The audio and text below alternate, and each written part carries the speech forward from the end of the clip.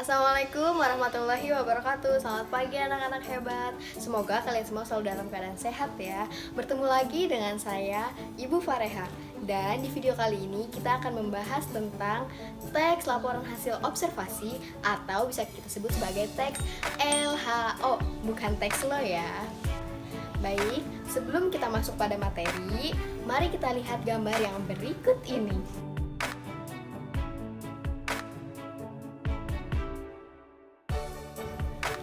Tadi kita semua sudah mengamati kedua gambar yang berbeda. Lalu, apa yang kalian temukan? Dan hal menarik apa yang kalian amati? Bisa dijawab? Betul sekali, itu tadi kedua gambar yang berbeda. Di sebelah kanan saya terdapat gambar yang dipenuhi sampah. Boleh saya sebut sebagai lingkungan yang kotor. Dan di sebelah kiri saya adalah gambar dengan lingkungan yang bersih. Secara tidak langsung, kita semua tadi telah melakukan yang namanya observasi. Lalu, apa itu observasi? Bisa dijawab? Betul sekali, bisa disebut sebagai mengamati atau pengamatan. Dalam Kamus Besar Bahasa Indonesia sendiri, artinya adalah peninjauan secara cermat. Lalu, apa itu teks hasil observasi?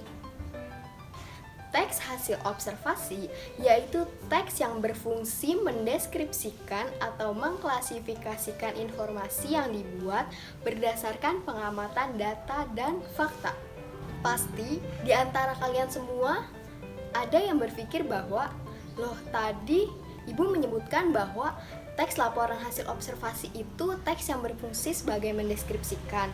Lalu apa bedanya teks deskripsi dengan teks laporan hasil observasi?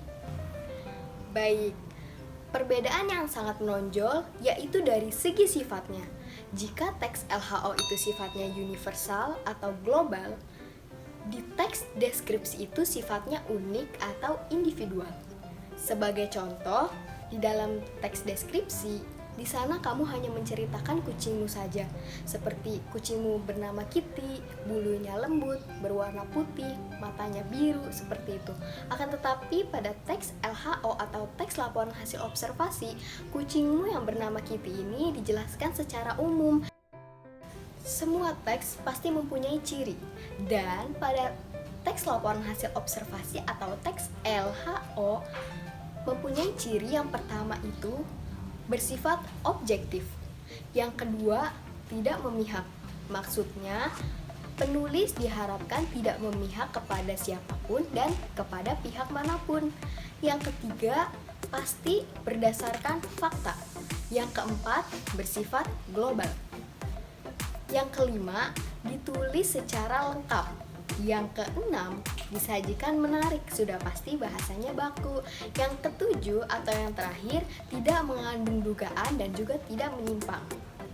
Pada teks laporan hasil observasi atau teks LHO juga mempunyai bagian-bagiannya atau struktur. Struktur yang pertama yaitu pernyataan umum, berisi informasi umum seperti nama, kelas, waktu pengamatan, dan lain-lain. Yang kedua yaitu deskripsi bagian, berisi informasi spesifik seperti kualitas, bagian, fungsi, kebiasaan, dan kegunaan. Dan yang terakhir ada deskripsi manfaat atau simpulan, berisi ringkasan umum dari hal yang dilaporkan. Akhir ada kaidah kebahasaan. Kaidah kebahasaan dalam teks laporan hasil observasi yang pertama yaitu menggunakan kata benda atau peristiwa umum seperti nomina, verba, dan afiksasi. Nomina yang sudah kita ketahui bersama adalah kata benda seperti rumah, meja, sepeda, kursi, dan lain-lain. Kemudian ada verba. Verba adalah kata kerja. Kata kerja seperti menyapu, mengepel, mencintai, dan lain sebagainya. Yang terakhir ada afiksasi. Apakah sudah tahu apa itu afiksasi? Betul sekali, afiksasi adalah kata yang mendapat imbuhan. Sebagai contoh kata menyapu.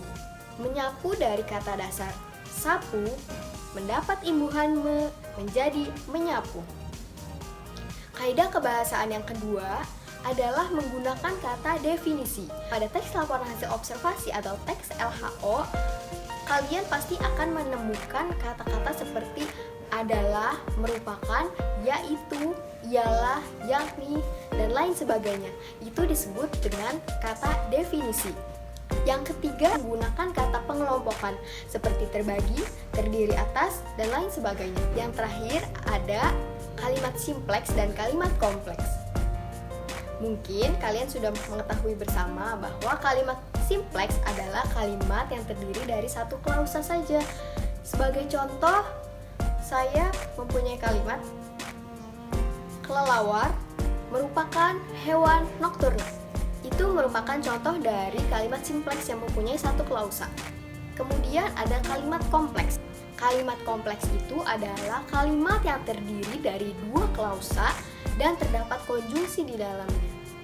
Sebagai contoh, saya mempunyai kalimat kelelawar aktif pada malam hari tetapi pasif di siang hari. Apakah kalian menemukan di mana konjungsinya?